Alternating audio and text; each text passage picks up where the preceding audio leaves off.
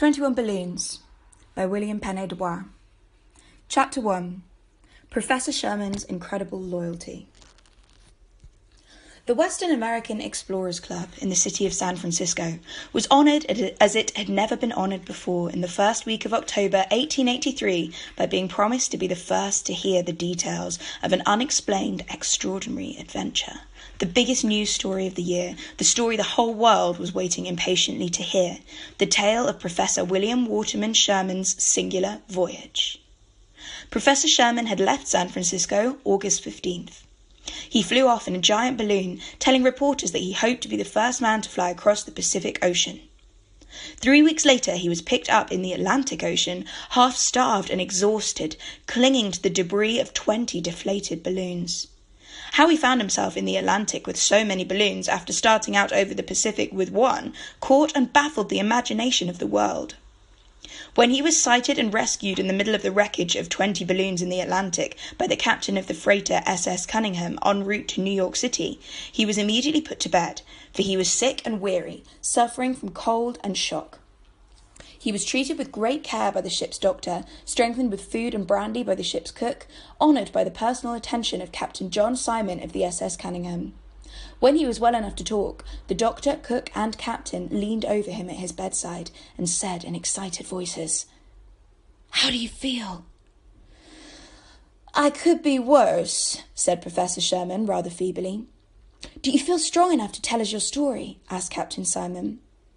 "I am strong enough," said Professor Sherman, "and I want to thank all of you three gentlemen for your kind attention. But gentlemen," he exclaimed, "as an honorary member of the Western American Explorers Club in San Francisco, I feel sincerely that I owe the first accounting of my extraordinary adventure to that illustrious fraternity." At this, of course, Captain John Simon was somewhat hurt. After all, he had ordered the rescue of Professor Sherman when he found him floating around almost dead in a maze of broken planks and empty balloons. He'd saved his life. The ship's doctor had healed and tenderly nursed the professor back on the road of recovery. The ship's cook had gone out of his way to prepare special delicate food for him. They were all three most disappointed. This also made them much more curious. They tried all sorts of ways to get him to tell his story. They tried arguing with, persuading, tricking, and agitating him. They tried to entice him with spirits. They gave him medicine which made him dopey.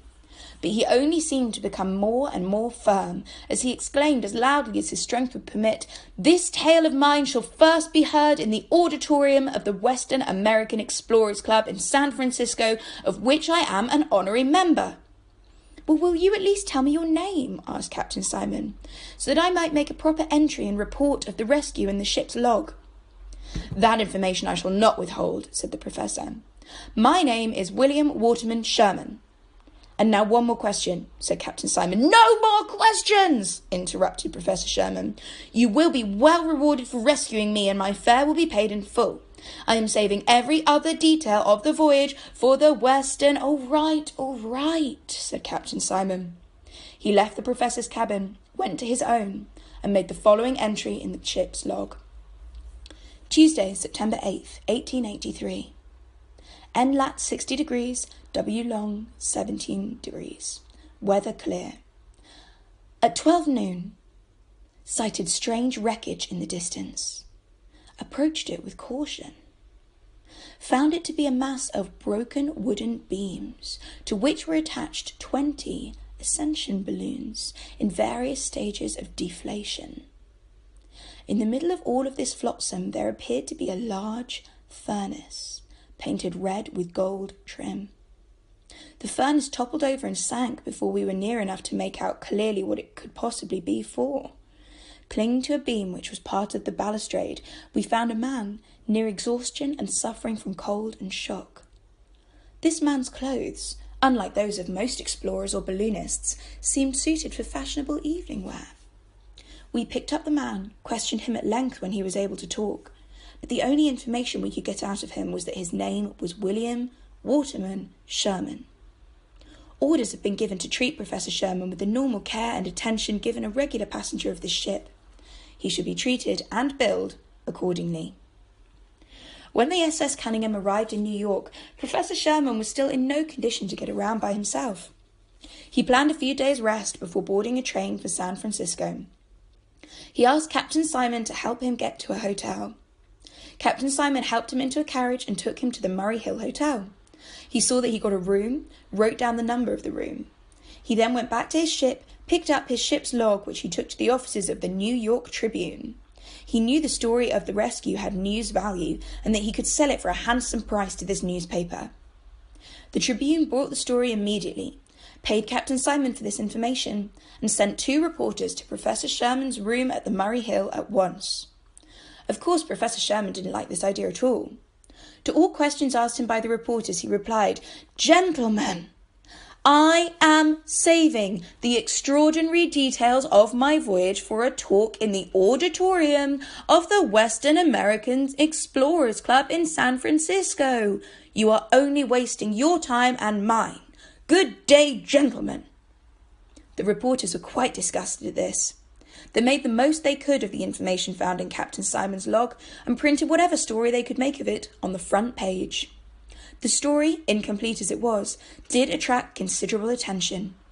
The headline read, "Professor Sherman found in Atlantic with wreckage of 20 balloons."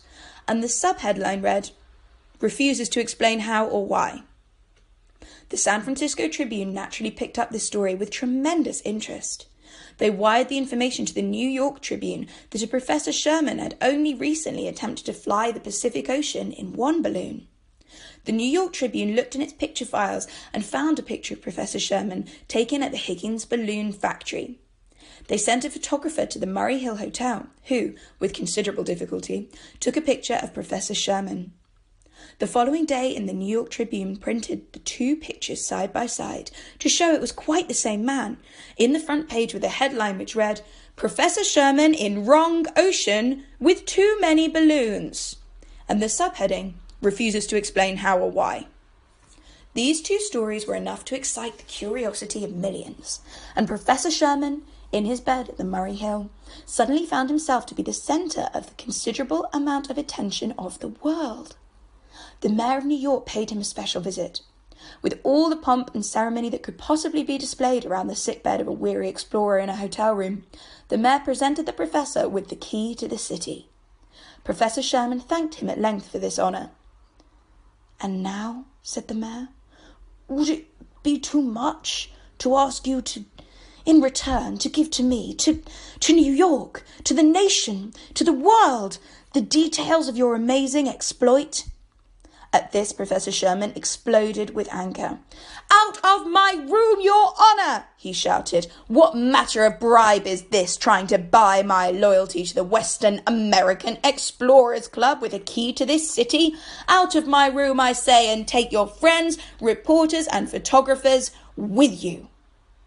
The New York Tribune made much of this the next morning, carrying a story on the front page again with a banner heading which read, "Key to the City fails to unlock secrets of Sherman's voyage."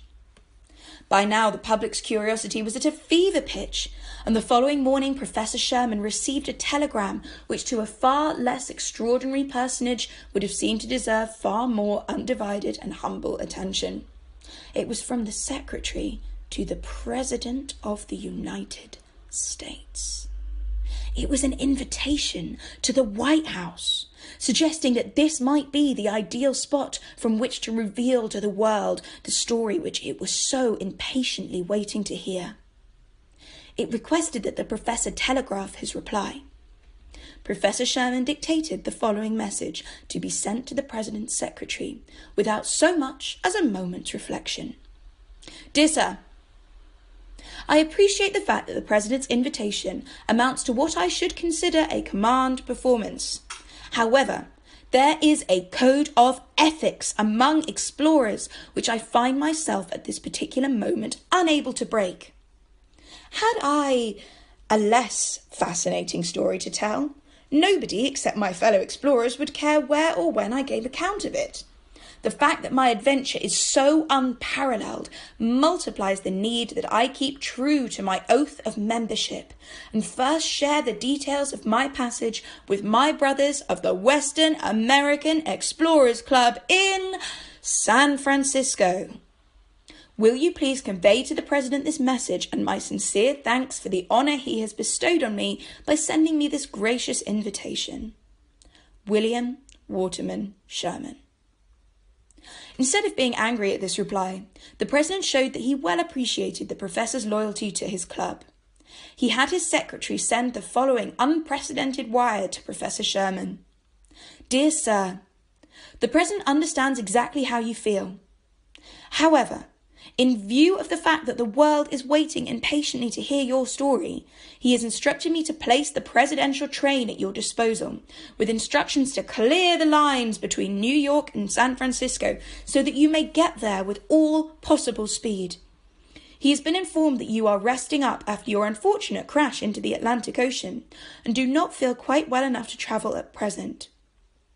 He assures you, sir, that you will be as comfortable in his car as you are at your hotel bedroom, and that all possible care and attention will be given you on your trip.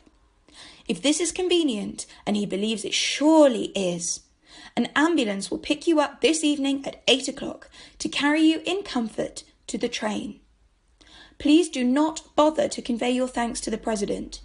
He will eagerly await reports of your trip across the continent as the President and the world breathlessly stand by waiting to hear your story from the auditorium of the Western American Explorers Club in San Francisco. The Secretary to the President of the United States. Professor William Waterman Sherman left the Murray Hill Hotel that evening at 8 o'clock, San Francisco bound, on the presidential train.